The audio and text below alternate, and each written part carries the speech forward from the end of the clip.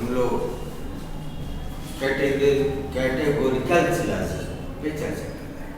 ठीक है, तर्कशास्त्र का महत्वपूर्ण भाग ये कैटेगोरिकल सिलेबस है, क्योंकि पूरा तर्कशास्त्र का ढांचा इन्हीं बिंदुओं पर अवलंबित है। ठीक है, अब हम देखते हैं कि जो हमने कल चर्चा की थी तर्कशास्त्र की परिभाषा, जिसमें तर्कशास्त्र में हम सत्य तर्क की पहचान करते हैं और असत्य तर्क को पृथक करते हैं। असत्य तर्क कौन सा तर्क है? जो कि हमारे नियमों से, विधियों से परे, जिसमें किसी न किसी रूप में नियमों का उल्लंघन किया गया है। ठीक है, इसके लिए कुछ नियम हैं, तर्कशास्त्र के कुछ मूलभूत सिद्धांत हैं जिनका अगर अनुपालन न किया गया तो तर्क दोष उत्पन्न हो जाता है। जैसे कल हमने बताया था कि वैध निरपेक्ष न्याय वाक्य में 3 और केवल 3 पद होने चाहिए। अगर 3 से अधिक पद हो गए तो उसमें चतुष्पदीय तर्क दोष उत्पन्न हो जाए। ठीक है, पहला नियम। दूसरा नियम कौन सा है? दूसरा नियम इसी में जो पद के से संबंधित है, इसी का पार्ट बी है।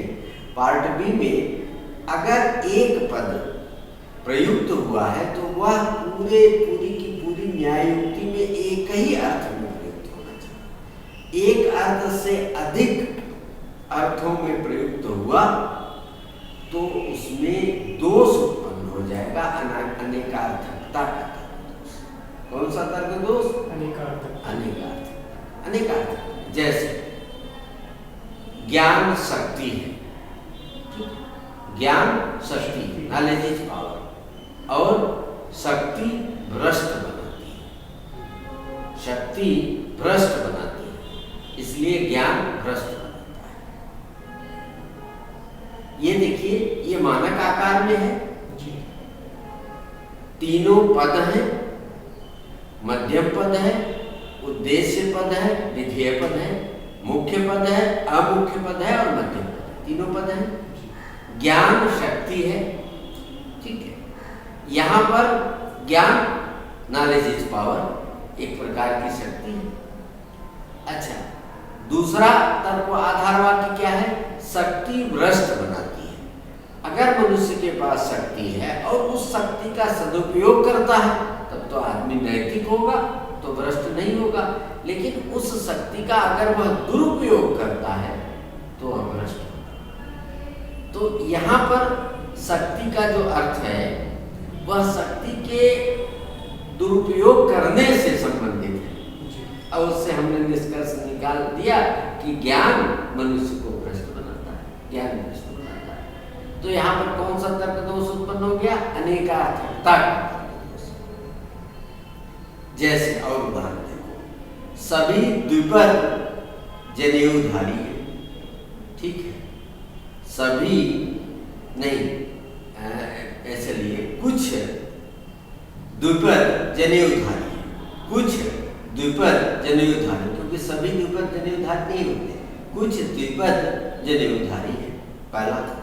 दूसरा क्या है कि कुछ द्विपद उड़ने वाले हैं, जैसे पक्षी भी द्विपद होते हैं, उड़ने वाले हैं, इसलिए कुछ जनेऊधारी उड़ने वाले हैं।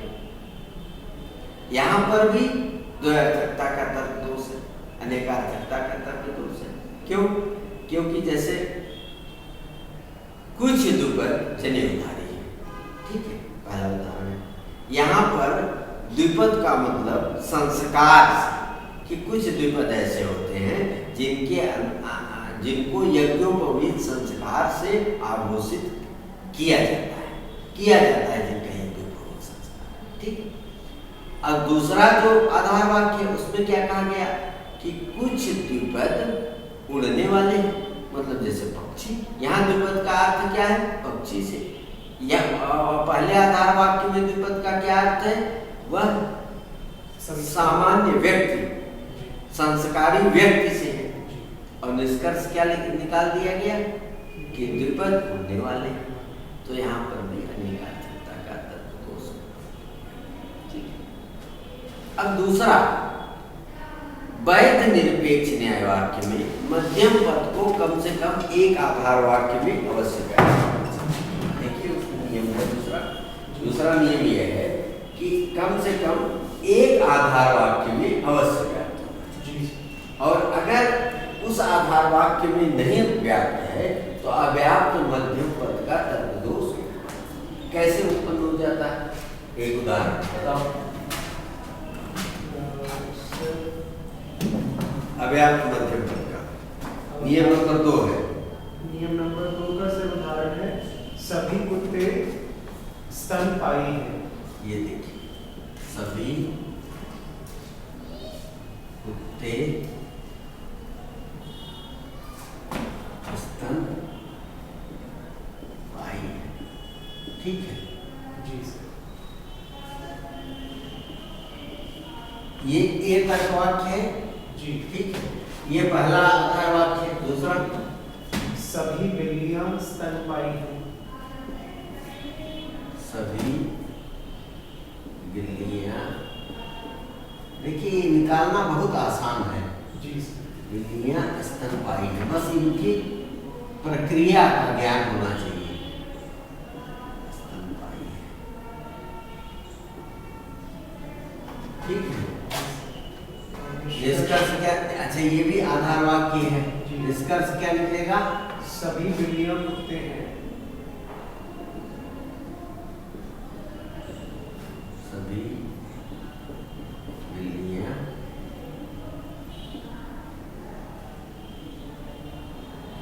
कुत्ते हैं। ये देखिए, अब इसमें यह है निष्कर्ष। इसमें देखिए निष्कर्ष भी ये तर्क वाक्य है। अब बिल्लियां जो है यह अमुख्य पद है। अमुख्य पद है जी सर। सब्जेक्ट। और कुत्ते क्या है? मुख्य पद है।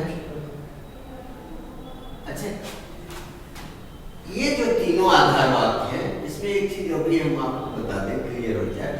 अवस्था क्या होती है, आकृति क्या होती है और मानक आकार क्या होता है, तो मैं डायग्राम में बताना पड़ेगा। अवस्था क्या है, आकृति क्या है और मानक आकार क्या है।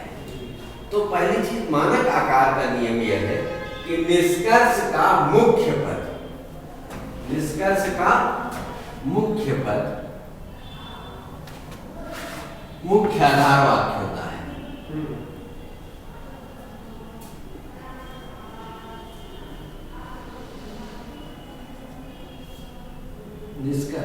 निष्कर्ष का मुख्य पद कौन सा है? मुख्य आधार वाक्य।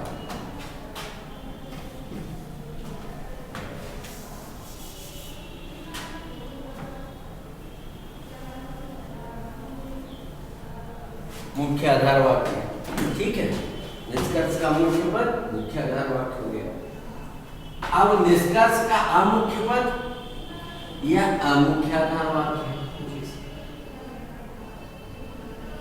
अमुख्य आधार वाक्य, ठीक है। अब निष्कर्ष है तो कोई भी न्यायोक्ति मानक आकार में तब होती है जब उसका पहला आधार वाक्य मुख्य आधार वाक्य हो और दूसरा आधार वाक्य अमुख्य आधार वाक्य हो और तीसरा जो तर्क वाक्य है वो निष्कर्ष मानक आकार। यह न्यायोक्ति मानक आकार है। अगर किसी को उल्टा कर दे तो न्यायोक्ति मानक आकार में नहीं। जैसे निष्कर्ष है सभी बिल्लियां कुत्ते हैं, ठीक है, और हमने ये कह दिया पहला आधार वाक्य सभी बिल्लियां स्तनपायी हैं, तो ये मानक आकार में नहीं होगा। दूसरा आधार वाक्य सभी कुत्ते स्तनपायी हैं, मानक आकार में रखने के लिए यह प्रक्रिया होनी जरूरी है।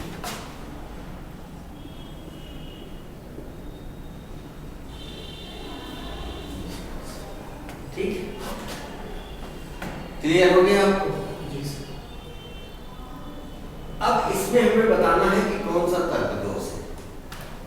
तो देखो तीसरा नियम है कि कोई भी पद निष्कर्ष में तब तक व्याप्त नहीं हो सकता जब तक कि आधार वाक्यों में व्याप्त नहीं।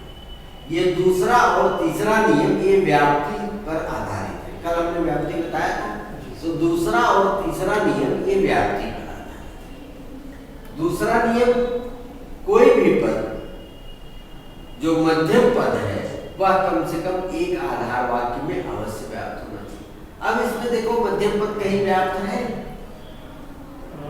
इसमें मध्यम पद है क्या? ये स्तनपायी, ये है मध्यम पद, ये है मध्यम पद, ये है स्तनपायी। कौन सा पद है? मध्यम पद। सर स्तनपायी इसमें उद्देश्य होना चाहिए ना, मुख्य। हाँ, देखिए उद्देश्य भाई, देखिए पद आप बदल नहीं सकते हैं, पद ये दिया गया है। अब इस पद में आपको, इस न्यायोक्ति में आपको फैंसी बतानी है, कौन सी न्यायोक्ति फैंसी है, ठीक है। तो आप जब पद ये दिया गया है तो इसमें आप ये देखिए कि क्या मध्यम पद व्याप्त है। मध्यम पद चूंकि ए तर्क वाक्य में उद्देश्य पद व्याप्त होता है और विधेय पद अव्याप्त होता है, इसलिए इसमें दोनों उद्देश्य पद तो व्याप्त है लेकिन दोनों मध्यम पद अव्याप्त है, इसलिए अव्याप्त मध्यम पद का तर्क दोष नियम संख्या 2 का उल्लंघन हुआ है, इसलिए अव्याप्त मध्यम पद का तर्क दोष।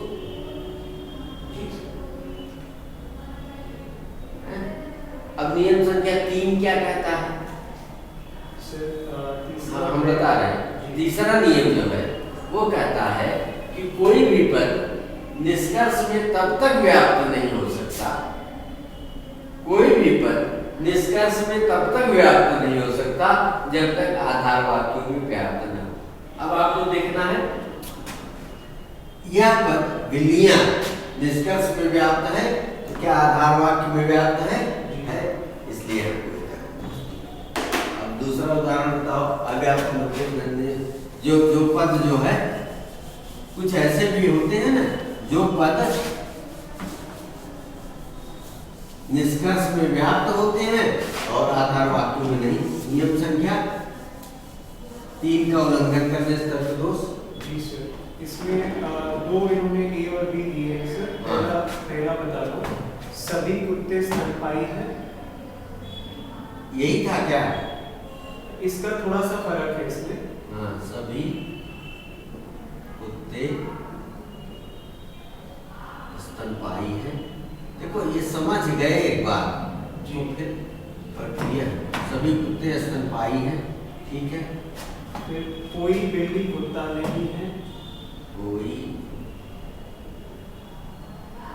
बिल्ली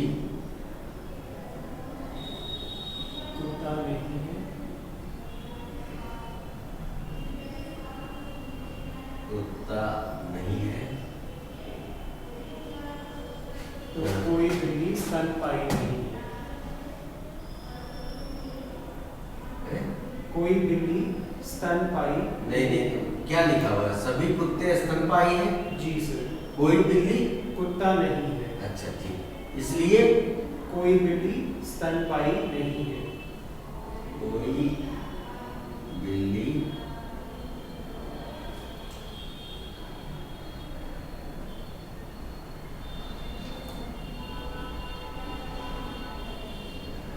स्तनपायी नहीं है। अब इसको तुम देखो, अपने से निकालो कि कौन सा तर्क दोष है। देखो जी सर। पहली चीज तो इसमें बिल्ली स्तनपायी मुख्य पद है। जी सर। ये पहला आधार वाक्य है, इसलिए ये मानक आकार में है, ठीक है, मानक आकार में है। और अब इसकी अवस्था भी देख लो, ये तो मानक आकार में हो गया, अवस्था कौन सी है? ये हो गया एक, ये कौन सा तर्क वाक्य है? ई, ई तर्क वाक्य यहाँ दिख रहा है ना? ई, और निष्कर्ष क्या है? ई, ठीक है, निष्कर्ष ई है। यही अवस्था हो गई, इसी को मूड कहते हैं। जब कोई तर्क वाक्य दिया गया है, कोई न्यायोक्ति दी गई है और आपसे पूछा जाए कि इसकी अवस्था बताइए, तो अवस्था जो है ये ए ई, यहाँ युक्ति की व्यवस्था कौन सी है? ए। ठीक। अब इसमें देखो, स्तनपायी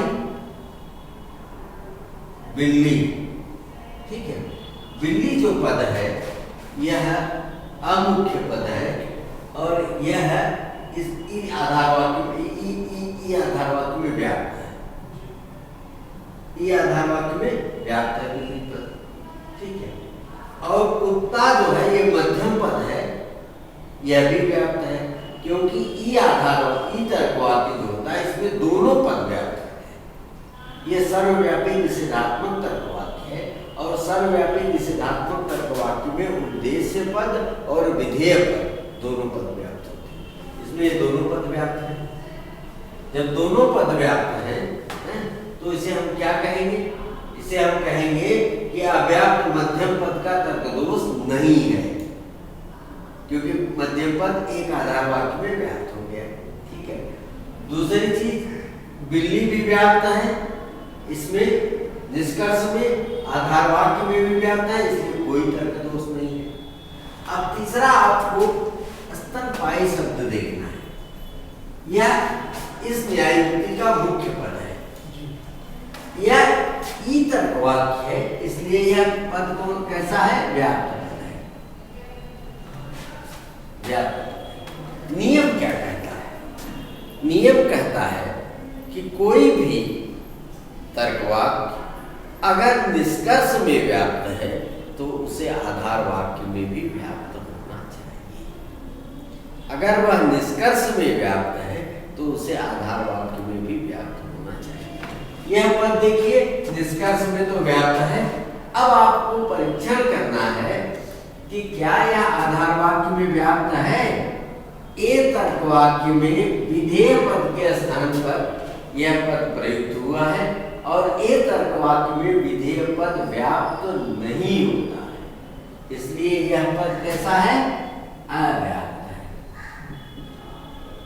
और आपका नियम ये कहता है कि अगर निष्कर्ष में कोई पद व्याप्त है तो उसे मस्ट मतलब सुनिश्चित रूप में आधार वाक्य में व्याप्त होना चाहिए। और यहाँ आधार वाक्य में व्याप्त नहीं है, इसलिए अव्याप्त मुख्य पद का तर्क दोष उत्पन्न हो जाएगा। क्या हो जाएगा? अव्याप्त मुख्य पद का तर्क दोष। अब इसको जो है आप चेंज कर दो।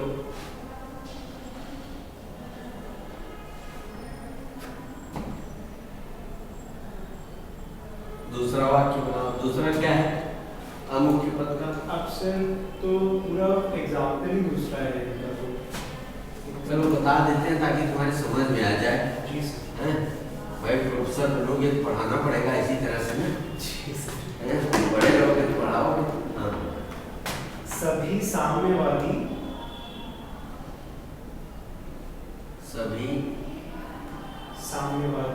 साम्यवादी मंदिर विरोधी हैं। मंदिर विरोधी है।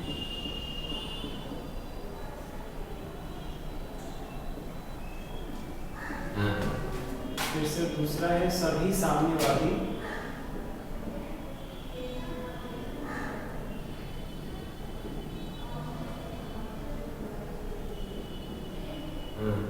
विध्वंसक व्यक्ति है।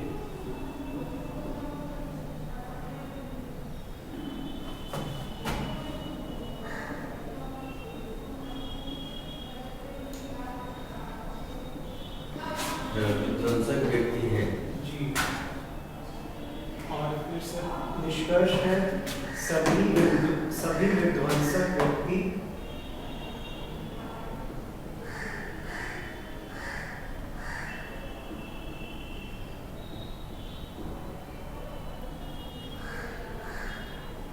मंदिर विरोधी है।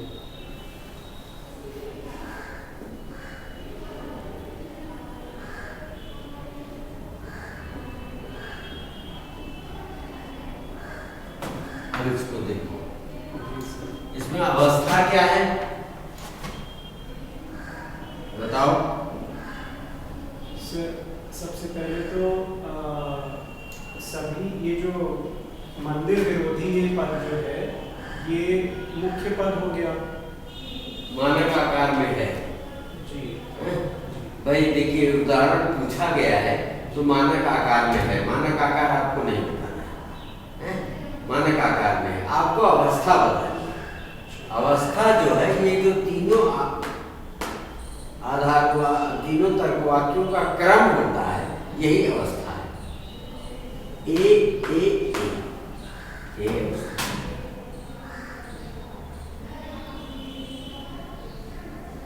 ये क्या होगी अवस्था, ये अवस्था। अब इसमें आपको देखना है सभी विध्वंसक व्यक्ति, ये आपका मुख्य पद है, मंदिर विरोधी मुख्य, ये मुख्य पद है, ठीक है। इसमें देखिए अब आपको मध्यम पद का तर्क दोष नहीं है, साम्यवादी दो में, क्योंकि साम्यवादी दो जगह है जी, और इसमें साम्यवादी मध्यम पद है जी, और मध्यम पद दोनों आधार वाक्यों में व्याप्त है, इसलिए इसका तर्क दोष नहीं, ठीक। मंदिर विरोधी यह अव्याप्त है, मंदिर विरोधी जो मुख्य पद है यह व्याप्त पद नहीं है। तो आपको एक चीज देख लेना कि निष्कर्ष में कौन सा पद व्याप्त है, जो अव्याप्त है उसकी तरफ आपको देखना ही नहीं, अव्याप्त जो पद है उसको कोई मतलब नहीं, जो देखना है आपको कि कौन सा पद व्याप्त है निष्कर्ष में। अब निष्कर्ष में ये तर्क वाक्य का जो विधेय उद्देश्य पद है वो व्याप्त है। अब आप देखिए कि विध्वंसक व्यक्ति आधार वाक्य में व्याप्त है कि नहीं, आधार वाक्य ये है, विध्वंसक व्यक्ति यहाँ है, यहाँ व्याप्त है कि नहीं, नहीं है। तो क्या हो गया अव्याप्त अमुख्य पद का तर्क दोष। कौन सा तर्क दोष हो गया, अव्याप्त अमुख्य पद। तो इस प्रकार से आपके जो आपका जो पहला नियम है उसमें दो तर्क दोष, पहला नियम 3 से अधिक पद होने के कारण चतुष्पदीय तर्क दोष, दूसरा तर्क दोष अनेकार्थकता का तर्क दोष, दूसरे नियम में अव्याप्त मध्यम पद का तर्क दोष, और इस तीसरे नियम का अगर उल्लंघन होता है कि कोई भी पद निष्कर्ष में तब तक व्याप्त नहीं हो सकता जब तक कि आधार वाक्यों में व्याप्त न हो, तो अगर इस तीसरे नियम का उल्लंघन होगा तो दो तर्क दोष उत्पन्न हो जाएंगे, अनियमित मुख्य पद का तर्क दोष और अनियमित अमुख्य पद का तर्क दोष। Illicit minor term, fallacy and illicit major term, ये चीजें तीन नियम क्लियर हो गए जी। चौथा नियम यह है कि अगर किसी भी न्यायोक्ति में दो आधार वाक्य निषेधात्मक है तो उनसे कोई भी निष्कर्ष नहीं निकल सकता। दो आधार वाक्य का निषेधात्मक, कोई भी दो आधार वाक्य निषेधात्मक, जैसे कुछ मनुष्य धनाढ्य नहीं है, कुछ मनुष्य कवि नहीं है, ये दो आधार वाक्य हो गए। कुछ मनुष्य धनाढ्य नहीं है, कुछ धनाढ्य कवि नहीं है, ऐसे कहा। कुछ धनाढ्य कवि नहीं, धनाढ्य को मध्यम पद बना दो, इसलिए कुछ मनुष्य कवि नहीं है। तो अगर दो आधार वाक्य निषेधात्मक है तो उससे कोई भी निष्कर्ष नहीं। यह जो न्यायोक्ति हमने उदाहरण के तौर पर रखी, इसमें निष्कर्ष दो आधार वाक्य निषेधात्मक होने के कारण तर्क दोष से युक्त हो गया और दो दो आधार वाक्य निषेधात्मक हैं तो उससे विध्यात्मक निष्कर्ष नहीं निकल सकता। जैसे कुछ मनुष्य कवि, यह अगर निष्कर्ष निकाले तो निषेधात्मक आधार वाक्य से विध्यात्मक निष्कर्ष निकालने का तर्क दोष हो जाएगा। ठीक है, तो नियम क्या कहता है? नियम यह कहता है कि अगर दो आधार वाक्य निषेधात्मक हैं तो उससे कभी भी विध्यात्मक निष्कर्ष नहीं निकाला जा सकता। इसलिए दो आधार वाक्य निषेधात्मक नहीं होना चाहिए।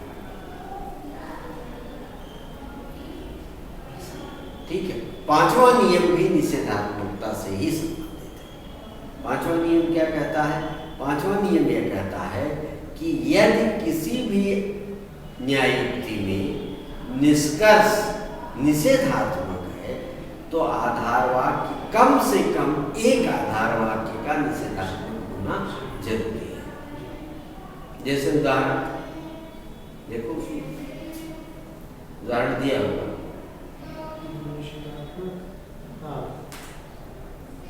ये नियम पांचवा नियम है। पांचवा ही है सर।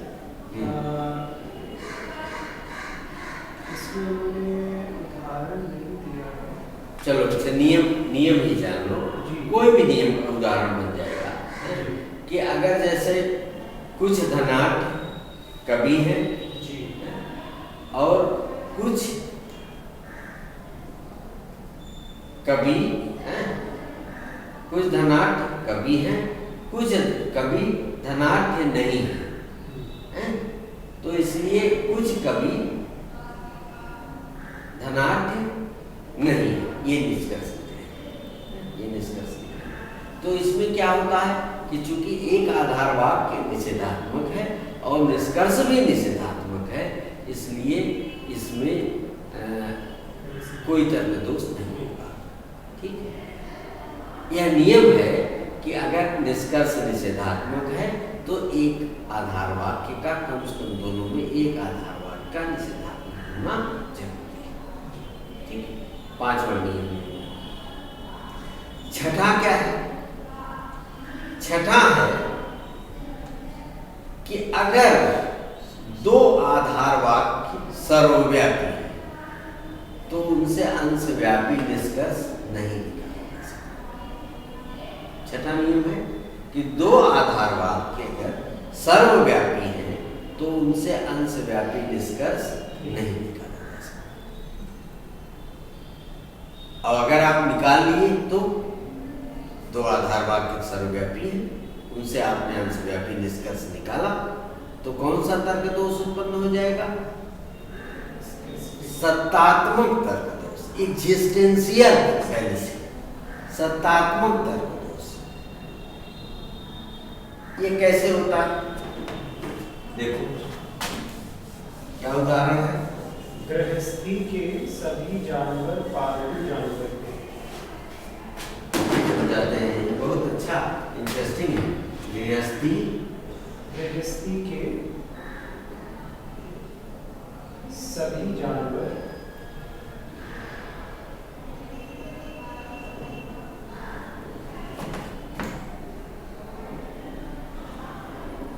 पालतू जानवर है।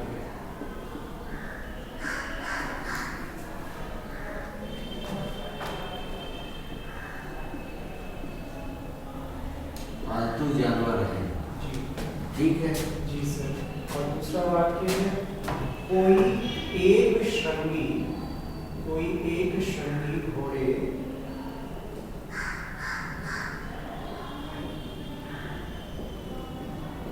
पालतू जानवर नहीं है।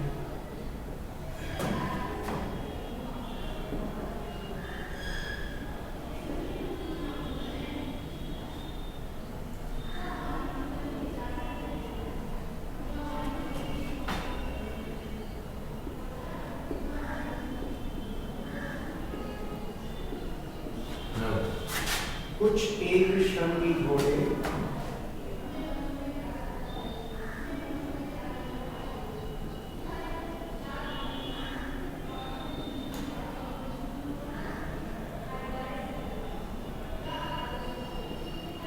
गृहस्थी के जानवर नहीं है।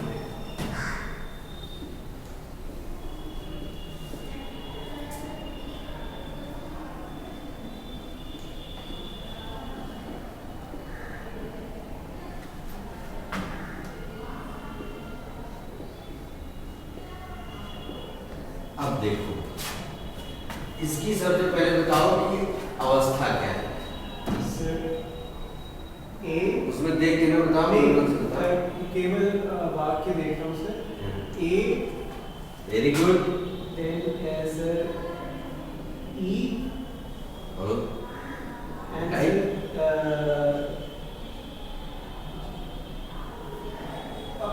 O तो इसकी अवस्था हो गई ए ई O है, इसकी अवस्था हो गई ए ई ओ। जी। अब इसमें आपको देखना है कि एक्जिस्टेंशियल इंपोर्ट कैसे है। पहले चीज तो ये जानिए कि एक्जिस्टेंशियल इंपोर्ट होता क्या है, सत्तात्मक दोष क्या होता है। इसके लिए एक बड़ा फेमस स्टेटमेंट है प्लेटो का कि सामान्य की सत्ता होती है किंतु उसका अस्तित्व नहीं होता। सामान्य की दो चीजें हैं, एक तो सामान्य है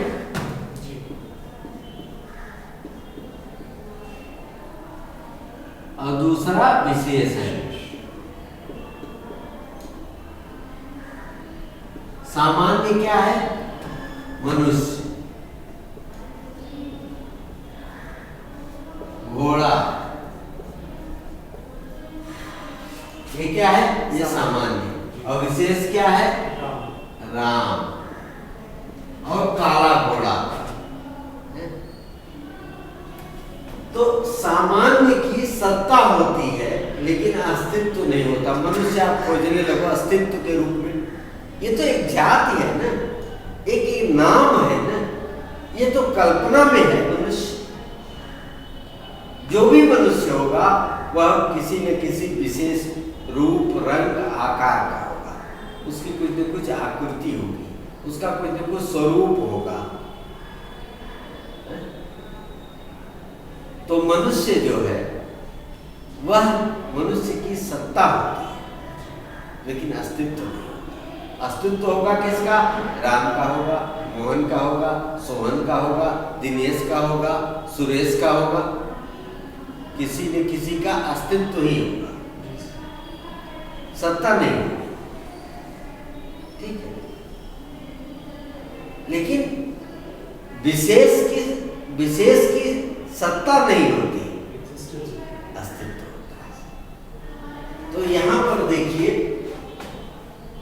गृहस्थी के सभी जानवर पालतू जानवर, उन्हें गृहस्थी में जो काम आते हैं, जैसे बैल हुआ, भैंस हुई, गाय हुआ, ये सब पालतू जानवर है। कोई एक श्रृंगी घोड़ा पालतू जानवर नहीं है, इसलिए कुछ एक श्रृंगी घोड़े गृहस्थी के जानवर नहीं है।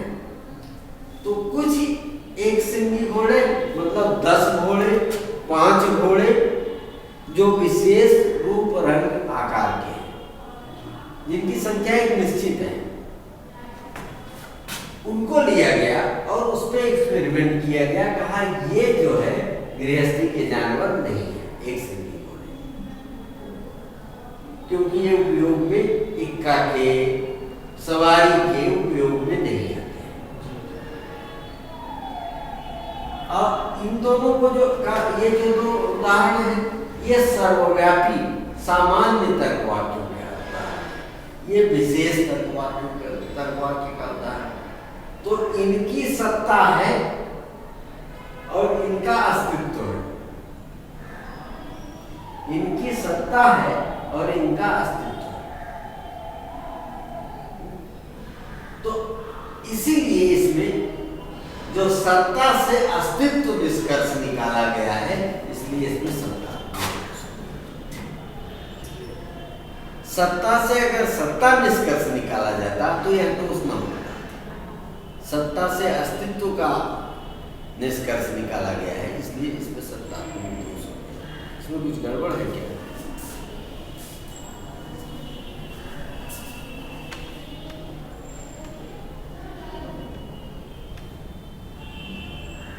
सर ये तो एक बार मैं उनको बुला लेता हूँ, तो आप कर क्योंकि ये उनके कंप्यूटर में कुछ आई थिंक अपडेट आया है। मैं उनको बुला बंद हो गया। पता नहीं सर, मैं शेड्यूल नहीं चाहता हूँ कहीं कुछ खराब ना हो जाए।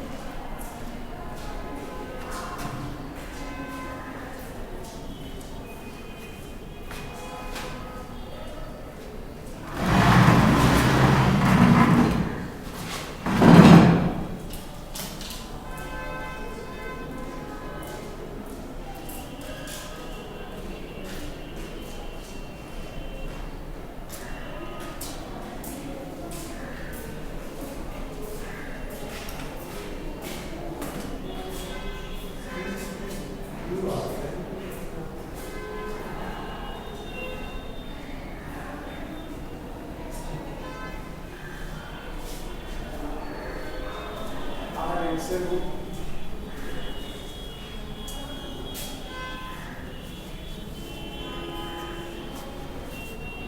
चलो बैठो। तो ये इन जो 6 नियम हैं, जी सर, ये देखिए है क्या कि अनौपचारिक तर्क दोष ये प्रीलिम्स में ऑब्जेक्टिव टाइप में बड़ा इम्पोर्टेंट होता है। तो सर अभी प्रीलिम्स होगा ये? नहीं, मतलब ये प्रीलिम्स की भी अगर कोई परीक्षा है तो उसमें ऑब्जेक्टिव टाइप के एग्जाम उसमें इम्पोर्टेंट होता है। और सामान्य जब आप मान लीजिए कि आधारवाद के उद्देश्य का न्यायोक्ति की रचना कर रहे हो तो उसमें आपको इन 6 नियमों का बोध होना आवश्यक है। ये 6 नियमों की जानकारी रहेगी तभी आप जो है निर्भ्रांत आधारवाद की और निष्कर्ष की रचना कर सकते हो, तभी आप एक वैध मानक निरपेक्ष न्यायोक्ति का परीक्षण कर सकते हो।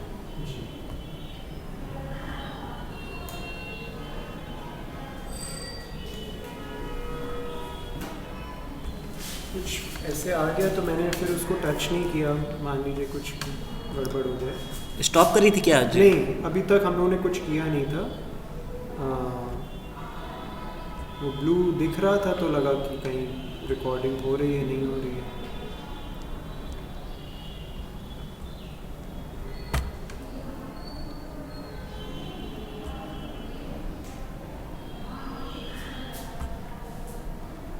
देखो, एक तो तुम्हारा लॉजिक एंड आर्गुमेंट है कोर्स में, ठीक है। दूसरा जो है कैटेगोरिकल प्रोपोजिशन है, वो हमने कल बताई थी।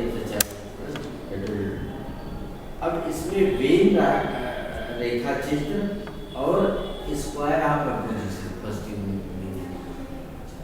स्क्वायर ऑफ अपोजिशन जानते हो कि नहीं? सर पूरा अच्छे से पढ़े सर पढ़ा हुआ है, एक बार रिवाइज करना पड़ेगा। स्क्वायर ऑफ अपोजिशन अच्छे से बता दूंगी, कंठस्थ हो जाएगा। ये जितना पढ़ा दिए सब कंठस्थ हो जाएगा, नहीं भूलेगा। लॉजिक में तो ये है कि अगर समझ में आ गया तो कभी नहीं। तो अब चलो बैठो, आर्गुमेंट लॉजिक एंड आर्गुमेंट थोड़ा सा और बता दें। ठीक है सर।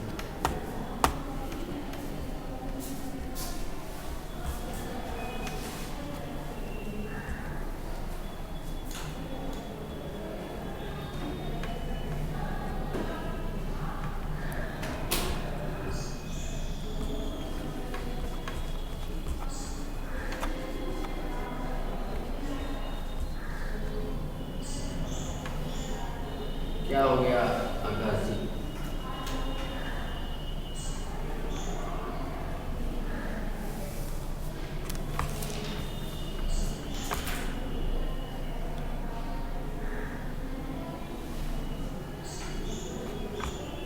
इसमें रिकॉर्डिंग तो यार सेफ हो ही नहीं पाई। सेव हुई है? नहीं हो पाई सर। एकदम नहीं हुई, पहले तो हो रही थी। इंटर ने वो कुछ किया था क्या, टच किया था? कुछ भी नहीं किया। कुछ भी नहीं है। अच्छा, जैसे ही कि आपको लगे कि ये बंद हो रहा है तो मतलब कोई क्लास ब्रेक करेगी, ब्रेक हुई? नहीं, देखिए रिकॉर्डिंग सेव हुई है कि नहीं? इधर नजर गई तो ऐसा लगा कि पता नहीं रिकॉर्डिंग हो रही है कि नहीं हो रही है। नहीं, फिर वो आ गया ना, उस पर कुछ एरर टाइप का आया और वो बंद हो गया। तो हमने कहा देखो यार, इसमें काफी देर बाद अभी तुम्हारा ध्यान दिया, पता नहीं क्या रिकॉर्डिंग नहीं हुई और भेजना रहता है ये रोज का रोज, ये बड़ी समस्या है सर। एक आदमी को यहाँ बैठना पड़ता है फिर इसका मतलब।